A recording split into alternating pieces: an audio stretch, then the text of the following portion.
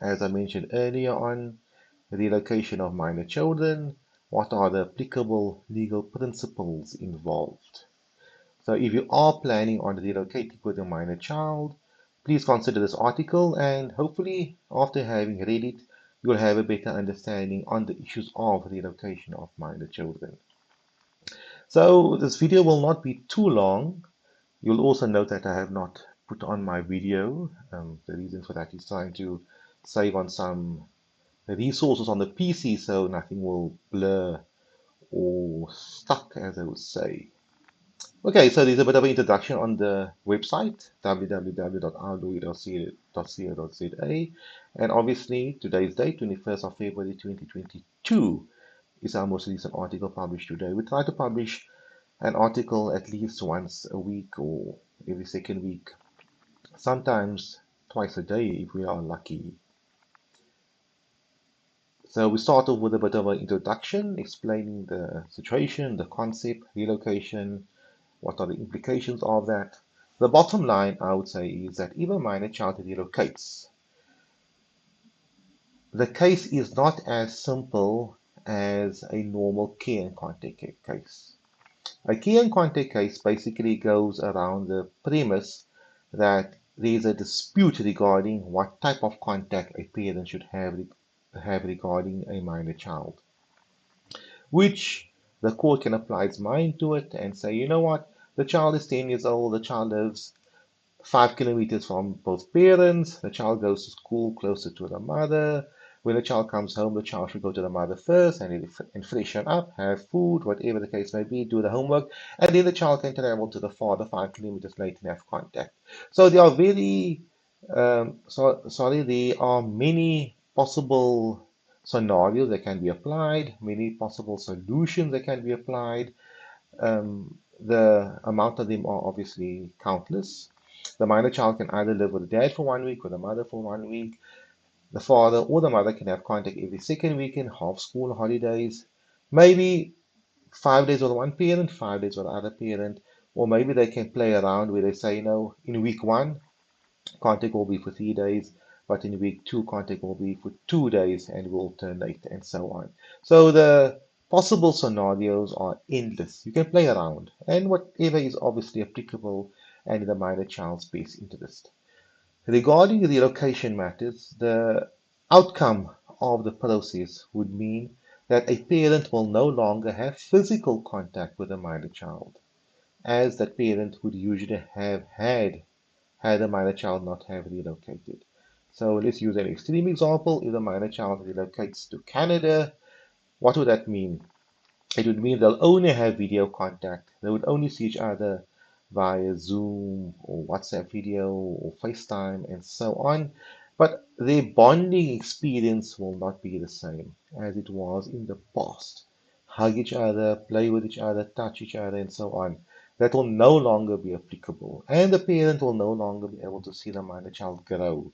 All that the parent may see are maybe video clips, pictures, and maybe video communications, but not as in-person contact and care. So those are obviously very technical, sorry, very difficult issues to deal with, and we'll see a bit later. So having unpacked that, many people pose a question to me, what does the law say regarding relocation? So obviously, as an advocate, someone that deals with this on a regular basis, I am constantly drafting legal documents regarding care and contact applications. So that would obviously entail notice of motions, founding affidavits, supplementary affidavits, heads of arguments regarding this. And in my heads of arguments, I'll obviously have to outline various legal principles, various laws, and obviously apply that to the facts of my specific case.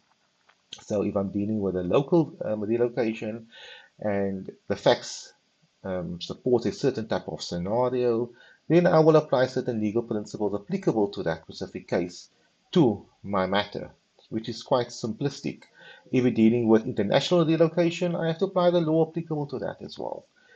Is the relocation in good faith? Is it in the child's best interest? Is it reasonable? And so on. So I have to obviously play around with that. But at the end of the day is the court does not want to listen to my legal principles, my own legal principles, Advocate Abduroaf. The court wants to listen to other courts' principles laid down, the Constitution, the Children's Act, case law, and so on. So there is a case, a quite recent one, a relatively recent one, the case of LW versus DB 2020, Gauteng. And the reason why they don't use the full names because there are minor children involved, and we try to keep the identity of minor children out of the picture when it goes public. So when the judgment gets published online, you won't find any details of the minor child. Even if you look in the judgment itself, you wouldn't necessarily find the child's full name, or you wouldn't be able to connect the dots as to who the minor child is. The court outlined the principles applicable to the relocation of children. Okay, I'll read it out. Certain guidelines may be distilled by the Constitution, judgments of South African courts, and conventions to which South Africa is a signatory. So here are the guidelines. The interests of children are the first and paramount consideration. Very important. We focus on what is in the minor child's best interest. B. Each case is to be decided on its own particular facts.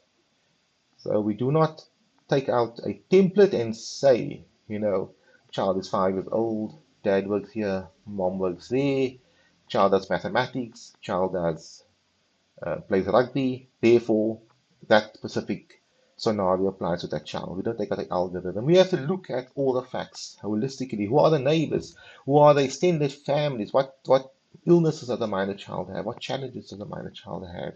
Who will care for the minor child overseas? What support structure is there overseas? And so on. C. Both parents have a joint primary responsibility for raising the child, and where the parents are separated, the child has a right and the parents the responsibility to ensure that contact is maintained. Very important, despite the relocation taking place. Both parents still have an obligation to care for the minor child. That is very, very important. You should take note of that principle because it does not mean that the minor child relocates to China, to Hong Kong, wherever the case may be, and that the parent remaining in South Africa has no longer responsibility to care for that child. That parent still has to try to care for that child with video contact, maybe helping the child with mathematics, online, whatever is appropriate and possible. D. Where a custodial parent wishes to emigrate, so leaving South Africa, going to a different country, a court will not likely refuse leave for the children to be taken out of the country if the decision of the custodial parent is shown to be bona fide, meaning in good faith, and reasonable. So a bad faith would be maybe, for example, just leaving to show the parent in South Africa, I'll show you a thing or two, or leaving without any valid basis, or just leaving for the sake of leaving, and not having thought through the process, not having made arrangement that side, and just going because she wants to get out of South Africa or he wants to get out of South Africa. And it must be reasonable. I mean, why? Is it for working purposes? Has this person remarried or met someone there and started life over there? Is the person going back to his or her place of birth, etc.? So that's very important. The courts have always been sensitive to the situation of the parent who is to remain behind. A very sad situation. As I mentioned earlier on, the parents will no longer have contact with a minor child as he or she used to, in the sense of not see the minor child every day, not hug the minor child, not play with the minor child, and so on. Just give me 1 second.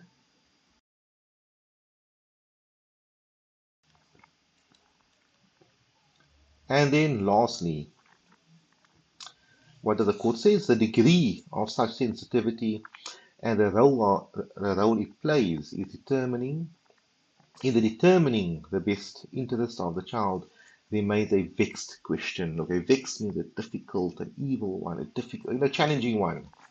It's a very old word they're using there. Then the court goes further in applying the best interest of the child principle. It refers to the Constitution.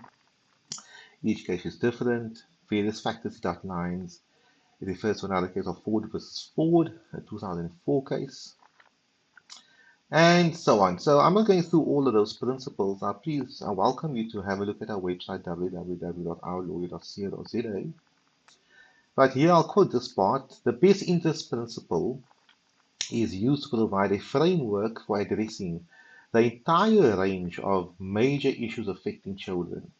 The principle may be invoked in relation to and in the context of the separation of the child from the family setting, adoption, and comparable practices, parental responsibilities for the upbringing and development of the child, the child's involvement with the police and the justice system, the provision of housing and social services, access to schooling, and so on.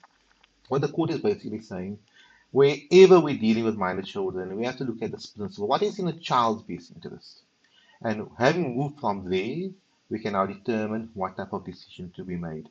So that's it, ladies and gentlemen. Thank you very much for watching this short video. I would advise you to have a look at our website, and if you are involved in a relocation matter, which is possible, you would like to relocate from Cape Town to Johannesburg, from KwaZulu-Natal to a different province to the Northern Cape, wherever it is, and there is no consensus regarding the relocation, you see there's been problems. Try to understand the law first. You might ultimately see an attorney, see an advocate, obtain legal advice. But if you understand the legal principles on how relocation works, what is in a minor child's best interest, how those principles work, it may just assist you in getting better results as opposed to going into it blindly. The same way, if you are the person or the parent who wishes to oppose relocation, there's nothing wrong with that. You're entitled to do that. And the same way, understand the principles because you not want to oppose it if there is no merits in your opposition, or ultimately. But if there are merits, great. You have prepared yourself accordingly. Thank you very much for watching this video and for your time, and I hope to see you online again soon.